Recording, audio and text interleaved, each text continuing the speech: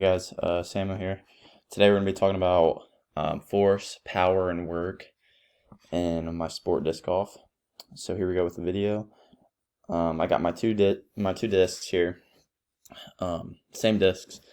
And I'm just going to be showing you how force and power acts on a frisbee. Okay, see here, I didn't use my run up on this shot because I wanted to show how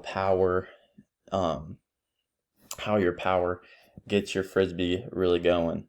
And so I didn't run up on the shot, and this shot doesn't go very far. So this next shot I'm going to be doing, it went, I don't run about that, you guys saw it. Alright, so this next shot, I'm going to be using my run up. My run up, you see I took a couple steps.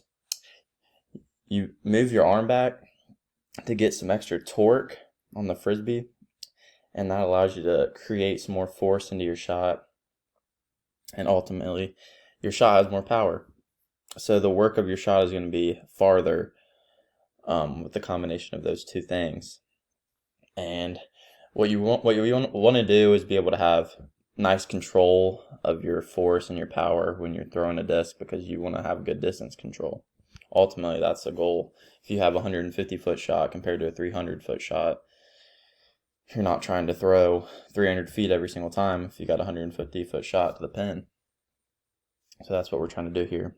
I threw this one really far. That disc landed all the way back here by this creek, and the other one landed really short, probably 100 feet short of that. And the best way for me to explain it to you guys is my force and my power are coming from my shot.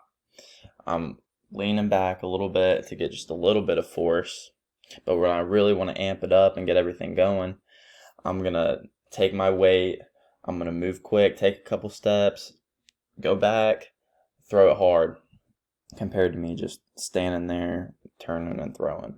So that's what I got to talk about. The work here is just my overall, how far I throw it, the displacement of my disc. So that's all I got to say, guys. See you in the next one.